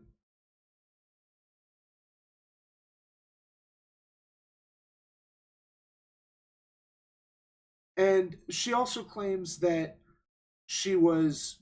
Biden went out of her way to fire her, but apparently in an earlier account, she said that Biden didn't even know why she left.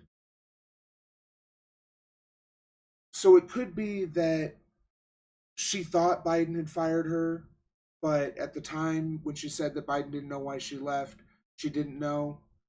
Again, the point is she left. And again,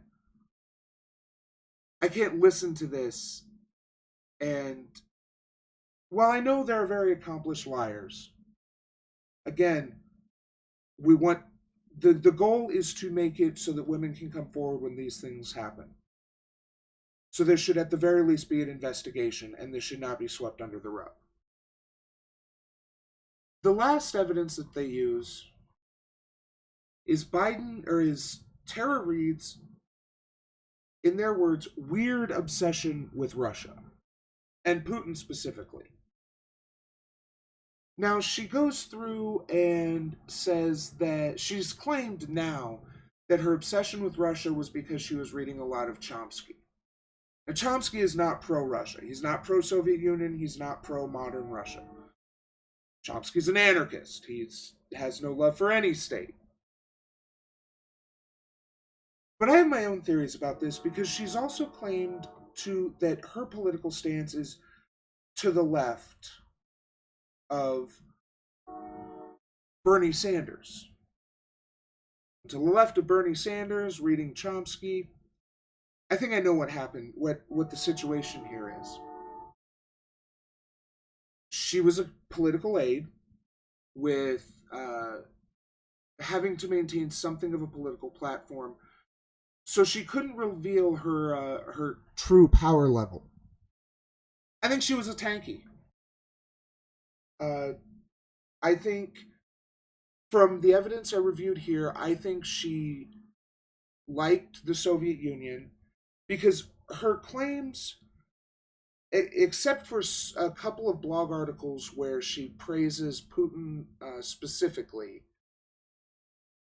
her praises for Russia are mostly historical. She loves Russia, its people, its language, its geography. She loves Russia. And that, I think, is consistent with someone who likes the idea of the Soviet Union as a socialist vanguard state, which it wasn't, and who realized, perhaps recently, that that's not good, that Russia is not good. A key thing tankies do is they disregard state propaganda about modern Russia and the Soviet Union. They assume that the state is lying about everything, which is how you could easily get to someone believing that modern Russia is a great place, even though all the information we have about it is that it's not. So the arguments they have against her basically boil down to she changed her story a little bit about how she arrived and left Washington, and also that she claims to love Russia and praised Russia and Putin from 2017 and 2018, and then changed her mind in 2019. So this means that she was bought by Russia.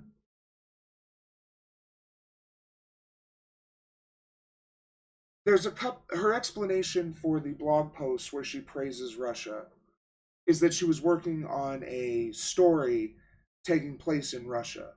And frankly, I've read the one blog post, and that's what it looks like. That's what it sounds like. That she was writing a book about someone in Russia, and it was just an excerpt from the book. There was nothing really... let me see if I can find it again here. Actually, I think this... Yeah.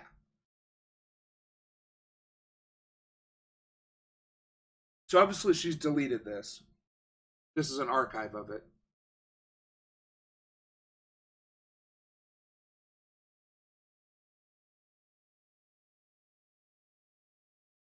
What if I told you everything you learned about Russia was wrong? What if I told you as an American citizen you have been fed propaganda to further a certain political American agenda? What if I had told you actually we are the bad guys? This goes back to another thing she's claimed about leaving Washington, which was that she left because she was sick of the imperialism and things like that.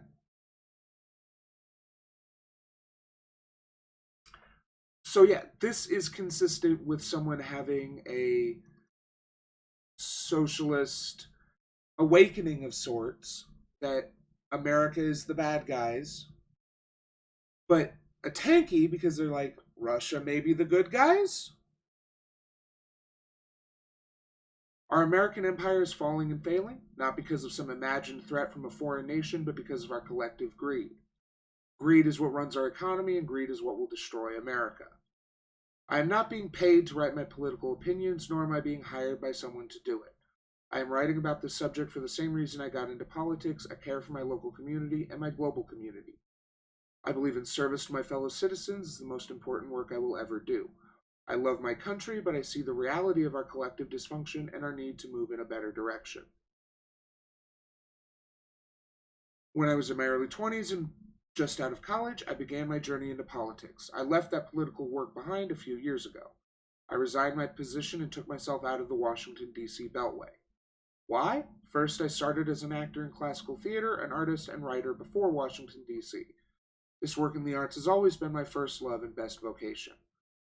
Second, I saw the reckless imperialism of America and the pain it caused throughout the world. Third, I love Russia with all my heart. I love the people, the history, the culture, and even my attempts to learn the language. This is nothing about, this is the history. The culture could be problematic, but I could not stand to watch the deception and xenophobia that came from my own American government. It is so sad and destructive to revile another culture or country for no reason but economic gain. President Putin scares the power elite in America because he is a compassionate, caring, visionary leader. Visionary leader, definitely, but compassionate and caring, not usually words I would use to describe Vladimir Putin. Putin has higher approval ratings in America than the American president. Well, that's not actually the argument she thinks it is, but he's beloved by Russia and he's not going anywhere. A lot of people seem to think Putin is hated in Russia, which he's not. Most of Russia legitimately loves Putin. Now, whether their reasons, like, whether the fact that they love him is because of actual good things is a matter left to the individual. But the fact of the matter is, just like that core 30% of America who love Trump, there's a much larger group of people who love Putin in Russia. So that is truth trying to trying to give a different narrative than the common propaganda, which is that Putin is hated in his own country. To President Putin, I say keep your eyes to the beautiful future, and maybe, just maybe, America will come to see Russia as I do, with eyes of love. To all my Russian friends, happy holidays and happy New Year. So, this feels like the introduction to a short story or novel about a self-insert story about a young woman who starts in American politics and maybe becomes a Russian agent or something like that in a fictional setting. And I think that she legitimately does love Russia. And one of the things they say is that she turned around and started criticizing Putin. And it could simply be that she realized that as she read more and learned more, that, oh, yes, the people love Putin, but not for good reasons. It's one of the interesting things especially when we see this from liberals like the Krasensteins. People can't change their story except for outside influence, or people can't change their feelings on a matter except for outside influence. There's no reason she would have that her opinion on Putin would have changed unless she was bought off or something like that.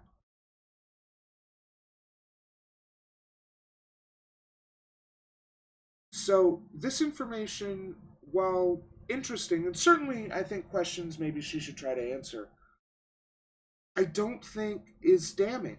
I don't think this is anything. Oh, the other thing, this article right here, why a liberal Democrat supports Vladimir Putin. Oh no, that wasn't. It's this article here was published in both Russian and English, and the Krasensteins claim that it was originally written in the male gender,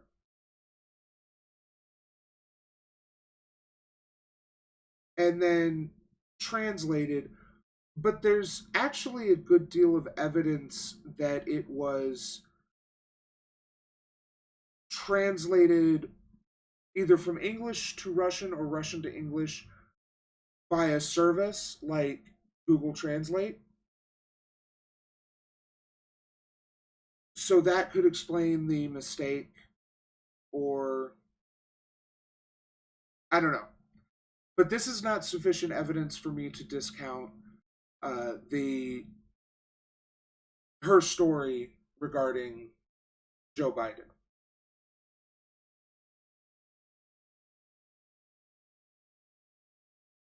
So I believe Tara, and Biden should drop out, just like he did in '88.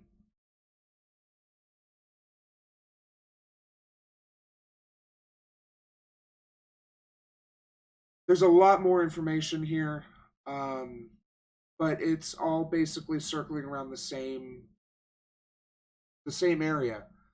That, yeah, it is shameful how people are dismissing this story. I mean, I pulled this meme up because I thought I might find a place to use it, because this is what's happening.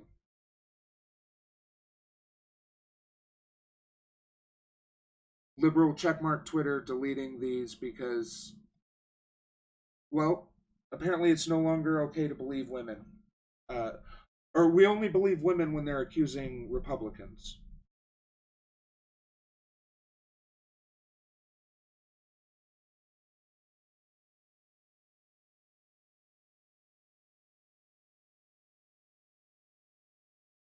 Yeah, this is the article. It is very hard to find a black cat in a dark room, especially Chinese proverb. Even people who have been talking about supporting victims of sexual assault, even people, yeah, who are figurehead. Fucking Alyssa Milano has said that Tara is full of shit. Yes. Yes, Alyssa Milano is like leading the charge against Tara when you'd think she'd be at the forefront of it.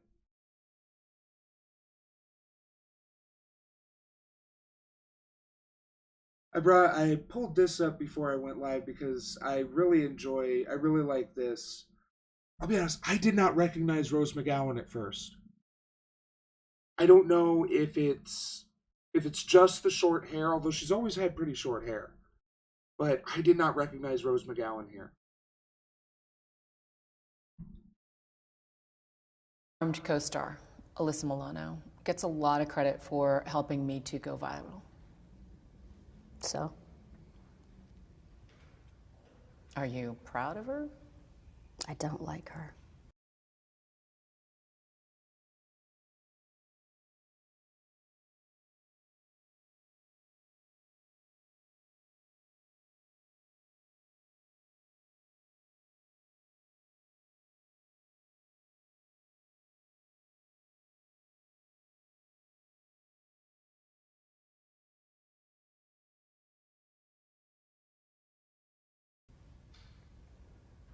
Why? Because I think she's a lie. Why? Do you think I don't know these people? I had my mic on mute that whole time. Awesome. So have you not been hearing anything I've said for the last couple minutes?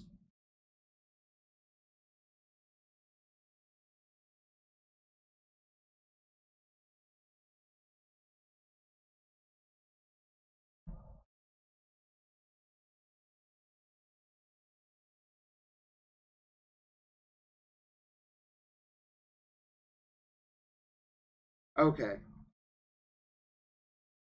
So all I was saying was that I did not recognize Rose McGowan in this video. I really like I like this interview, this little section of it. I'm not looking at this from the outside. I have a lot of experience. I know she's married to a CIA agent. Do the math. Who's behind Time's Up? CIA. Where do they meet? CIA. Who needs good PR? CIA. Who are part of the pimp problem? CIA. These are very powerful people you're talking about. They are. So am I. Yeah. And I know Rose McGowan was one of the first people to come out about Weinstein and that issue, and that's why she doesn't have a career anymore, unfortunately. Milano said in a statement to ABC News, "I am and always have been completely supportive of Rose and admire her bravery in speaking out about her experiences.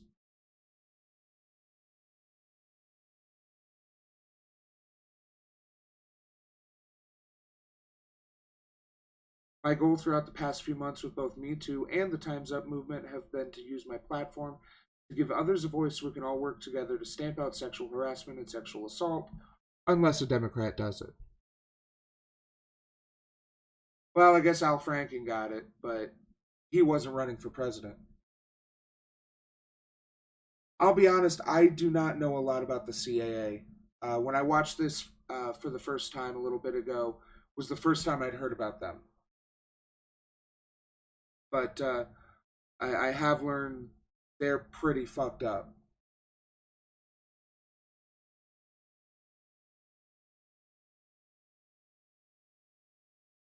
I may do some research off stream and talk about them, because they are, ooh.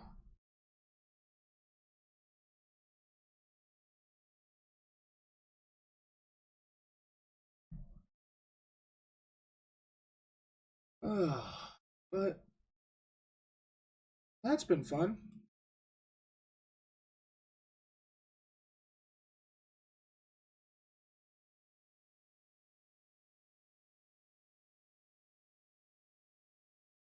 I think that's where I'm going to cut it here tonight. Ron, thank you for being in the chat. Hope to see you again sometime. Yes. Yeah. From the little research and things I've read about it, CAA definitely does seem to be involved heavily with the exploitation of actors, and particularly actresses, in Hollywood. So, definitely. I've got a Discord down there if you want to join that sometime, and we can chat or whatever. Yeah, been great having you here.